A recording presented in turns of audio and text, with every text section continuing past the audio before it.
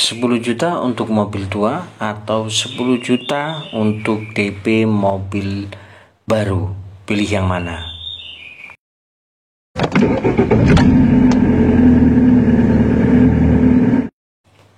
Bismillahirrahmanirrahim. Assalamualaikum warahmatullahi wabarakatuh. Jumpa lagi dengan saya Ahmad Fatani di video Motovlog. Pada video kali ini merupakan video yang saya lakukan di malam hari ya. Biasanya memang pagi, siang, ataupun sore. Nah, kali ini kita berkesempatan untuk jalan-jalan dan mengarungi Surabaya di malam hari. Tentunya teman-teman bisa menikmati proses perjalanan kami dalam video ini. Tentunya karena tanpa mengurangi sedikit pun kenikmatan berkendara, maka kita mari berbicara soal otomotif kembali. Nah, di Surabaya tentunya karena ini sebagai salah satu kota terbesar di Indonesia ya, maka percepatan ekonominya, pertumbuhan ekonominya sangat cepat ya. Pertumbuhan ekonominya, perputaran ekonominya sangat cepat. Jadi banyak hal yang mungkin tidak bisa dilampaui beberapa kota di Indonesia, tetapi di kota ini bisa terjadi. Maka seperti yang kita lihat di sini, rata-rata mobil yang ada di jalanan adalah mobil-mobil muda, mobil-mobil tahun muda. Jadi sangat jarang sekali mobil-mobil tua atau mobil retro klasik ketika kita melihatnya di jalanan, khususnya di weekday ya. Mobil-mobil tua itu biasanya muncul di weekend karena hanya sebagai hobi. Mobilnya dikeluarkan untuk nongkrong-nongkrong, bukan untuk harian. Nah, kalau melihat expander itu sudah menjadi pemandangan yang biasa seperti ini.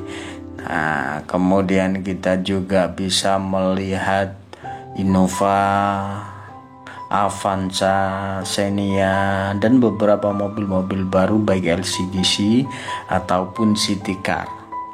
Nah,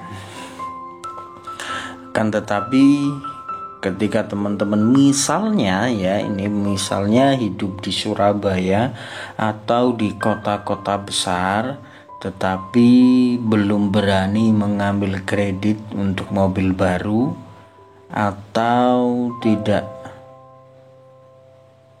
mau mengambil resiko terjerat kredit atau angsuran setiap bulannya sehingga harus menekan kebutuhan hariannya. Nah, maka teman-teman bisa memilih mobil tua, tetapi teman-teman juga harus bisa mempertimbangkan mobil tersebut sebelum dibeli. Ya, jangan sampai membeli mobil tua tetapi nanti tidak memiliki pengalaman sebelumnya, malah menjadikan teman-teman ini repot sendiri. Mobilnya terus mogok, kemudian minta perawatan, sedangkan keinginan membeli mobil itu sendiri untuk mobilitas keluarga atau mobilitas pribadi agar tidak kehujanan. Kebetulan ketika saya membuat video ini suasananya gerimis. Ini baru saja reda ya hujannya. Nah, mungkin teman-teman berkeinginan seperti itulah. Jangan minder untuk mengambil mobil tua, tetapi perhatikanlah mobil tua apa yang bandel ya. Dan kira-kira budgeting teman-teman itu berapa? 10 juta, 20 juta, 30 juta. Loh, emangnya ada mobil 10 jutaan? Ada. Akan tetapi teman-teman ya, ketika ring 10 juta mau ada dana 10 juta dan ingin merawat mobil tua, maka jangan mengambil mobil yang bersisi besar atau mobil yang spare partnya sulit didapatkan. Nah, dua hal itu nanti bisa mengontrol manajemen keuangannya teman-teman.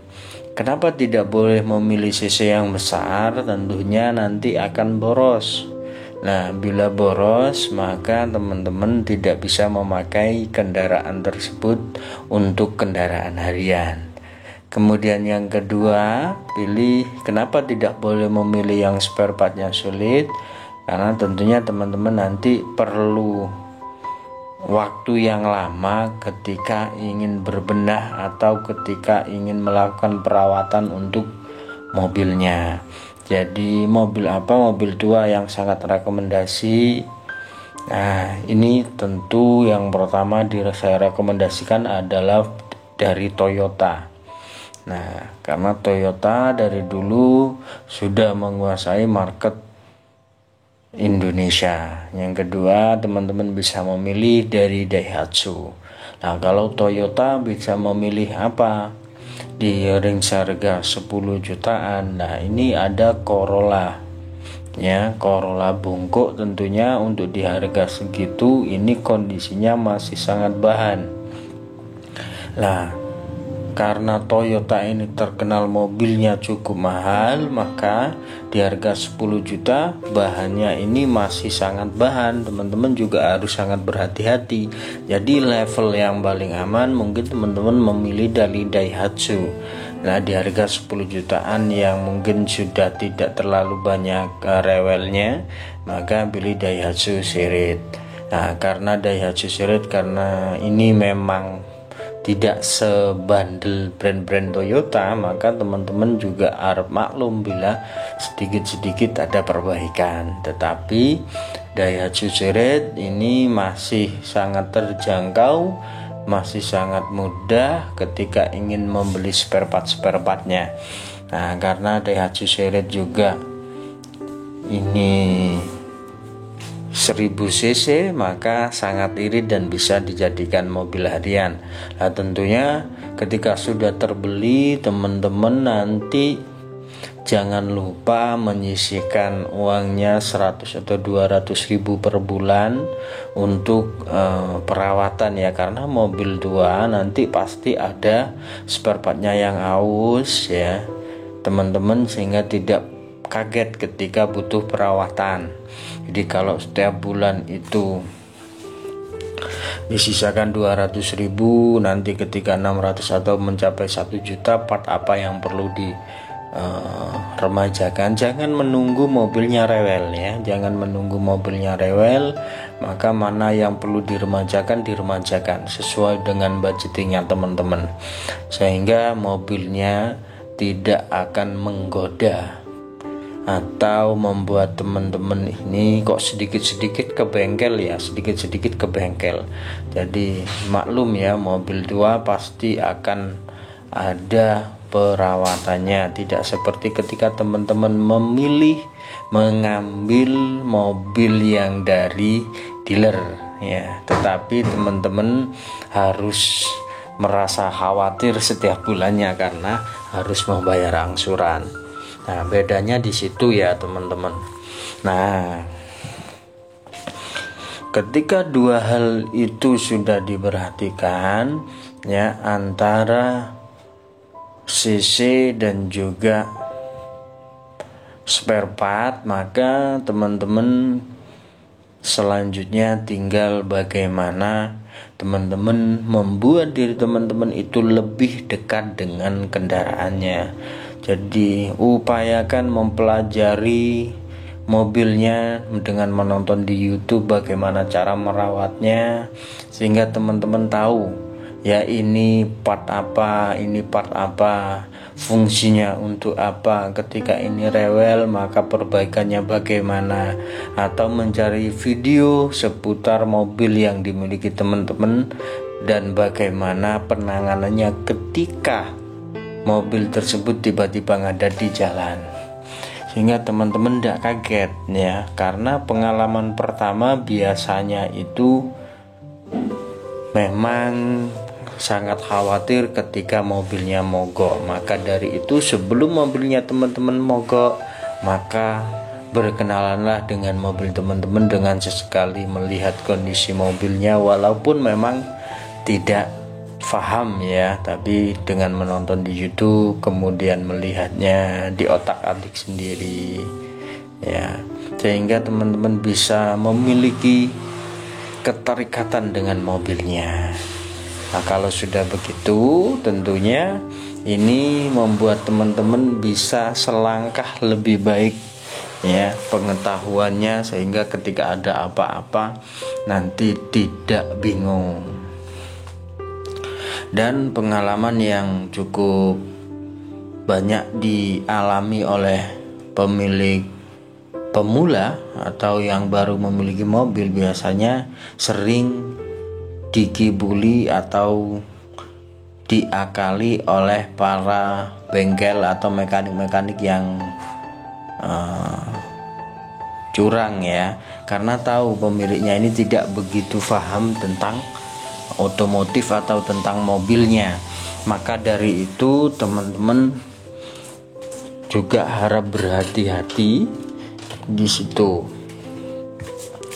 Dan jangan segan teman-teman untuk mencari di Facebook ya komunitas-komunitas terkait dengan miliknya teman-teman, mobilnya teman-teman di daerah sekitar teman-teman.